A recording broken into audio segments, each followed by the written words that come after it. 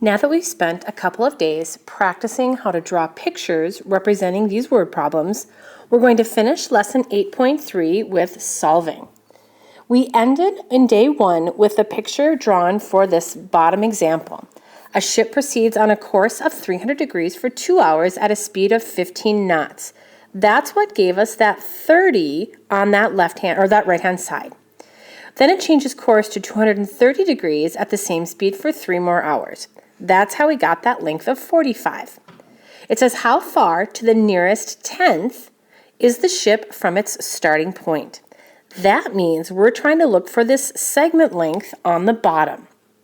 Thinking about labeling our picture, there's actually more on the picture that we can label than we did initially in the video. If we look at the north in blue and the north in red, there's a couple of things that we know about this picture.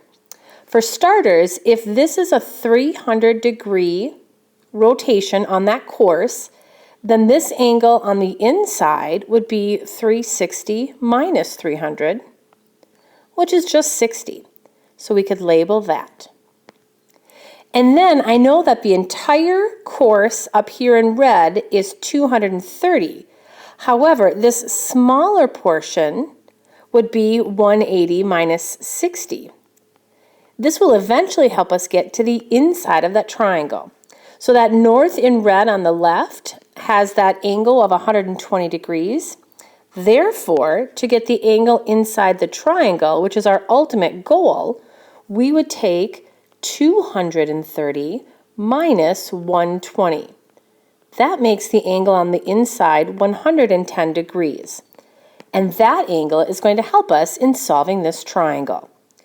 Disregarding everything but the side lengths and angle measures, we generate a triangle that looks something like this. We have a side length of 30, a side length of 45, and an included angle of 110 degrees. If we're asked to find the length of that side directly across the 110, we have to decide, is SOHCAHTOA an option, law of sines, or law of cosines? Well, SOHCAHTOA rules out because we're not guaranteed there's a right angle anywhere, so we can't do SOHCAHTOA. Law of sines would only work if we have an angle and an opposite side that we know both values of. We don't have that here. That means we're going to have to go with law of cosines to solve. And that's from lesson 8.2 if you want to review that. We're trying to find our side length, so we'll start off with x squared equals. Now the formula for side lengths is side squared times side squared. So 45 squared plus 30 squared minus 2 times a really big product times 45 times 30 and then times cosine 110 degrees. Now remember, it's key at this step right here to plug all of this in at once. Don't split it up because odds are you may end up not having them in the right order, or you might miss a step and not get the correct answer. So make sure just to type that all in at once and let's see what you get. You should get x squared is approximately 3,848.4544. I'm going to go out 4 decimal places here, and then when I take the square root, I'll round that to the nearest tenth. To get the square root, just type that in on your calculator. Cancels out on the left. And we get approximately 62.0. So now here's what we have to think about. How do we label this answer? What is distance labeled in for ships? It's labeled in knots. And remember, a knot represents a nautical mile. So the ship is 62 knots from its starting point. Thinking about that side length, 62 is much bigger than the other 2 sides, but it is across from that obtuse angle. So our answer seems reasonable. Here's one we get to start from scratch. An airplane leaves the airport on a course of 120 degrees at 400 miles per hour for 1 hour. Then changes course to 70 at 450 miles per hour for 2 more hours. Whoops, I don't know where that E came from. Get rid of that. There we go. There we go. How far is the plane from its starting point? Well, if you read this word problem, it might sound familiar to you. In fact, I hope it sounds familiar to you. It's actually one of the homework questions from the 8.3 Day 1 worksheet. You should already have this picture drawn out, but let's see if we can start from scratch and get the same picture generated. It says an airplane leaves the airport on a course of 120 degrees. Starting with that, I'm just going to pick a point where the airplane started and draw my due north. If it goes 120 degrees, that's just a little bit beyond a right angle. So I'm going to draw that in and pick a point to stop.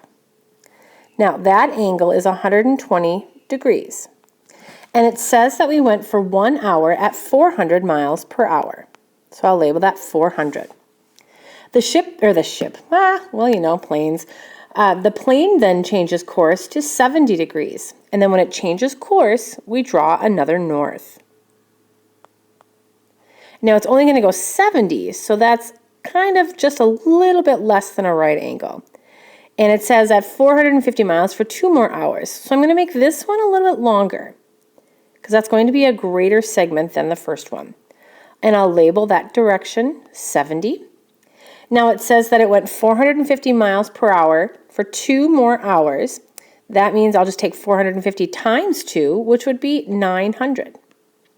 Both of those are in miles. So there's 2 of the side lengths on this picture. We're asked how far is the plane from its starting point. So if the plane is over here on the right, I'm just going to connect it back to the airport. We're looking for that segment. Okay, let's think about things that we know.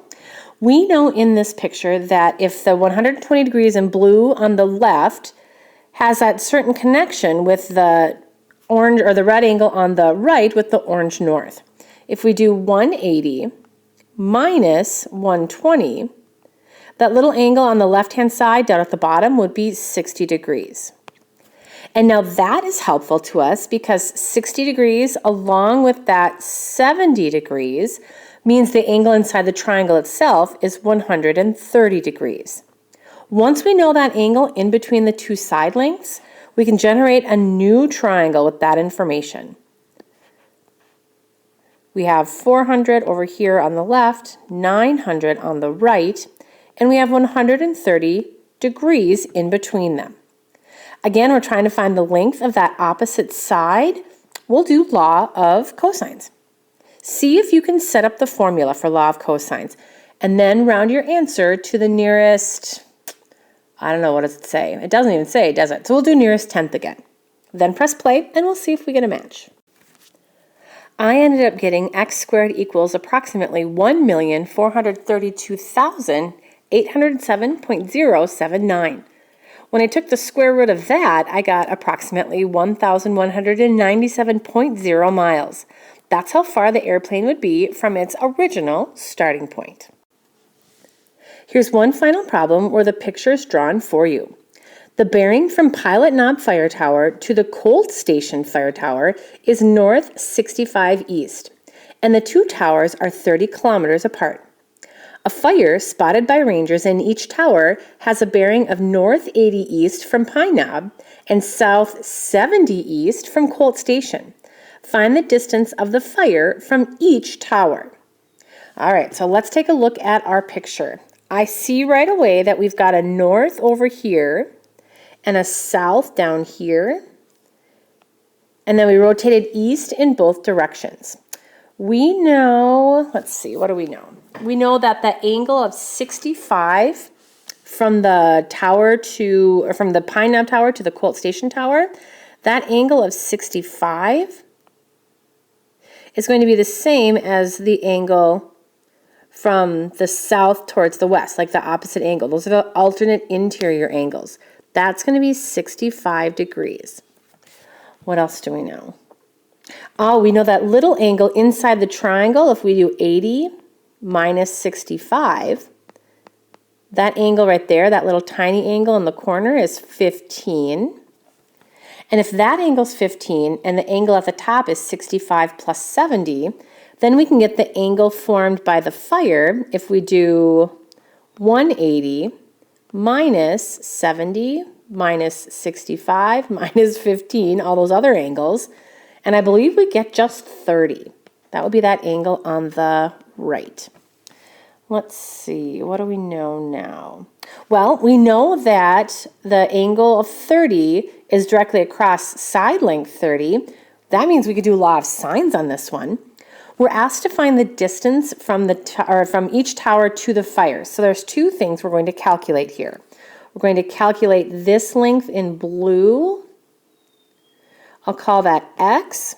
And then we're going to calculate this length over here in red, and I'll count that as Y. So we're going to find X and Y. To find X or Y, we do either one. Let's do law of sines. And we can do law of sines in this problem because we know the angle at the fire is 30. That means we would take sine of 30 and set it directly across the length of 30 kilometers on the opposite side.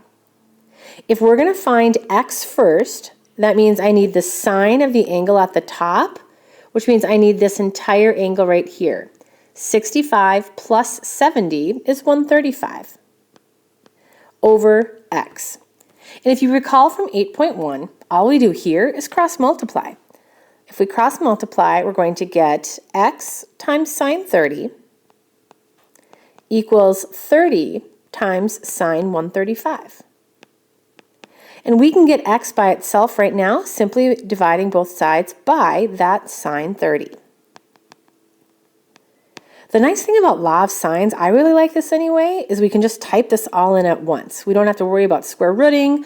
We're just going to evaluate this side length, and it is a side length, so go ahead and round your answer to the nearest tenth.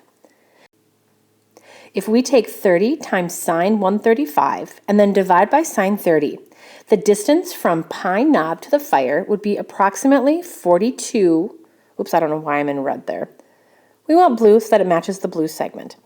42.4, and our label will be kilometers. So they're quite a distance away. Hopefully Colt Station is closer so they can get there and put the fire out. Let's see. To find the length from Colt Station to the fire, that would be side length Y, we're going to do law of sines one more time. We'll take sine 30 over side length 30, and now we'll set it equal to the angle across side length Y, which is 15 degrees. We'll take sine of 15 degrees over Y, and then again, cross multiply. We'd get Y times sine 30 equals 30 times sine 15. To get Y by itself, divide both sides by sine 30 and plug it in just like we did the last problem.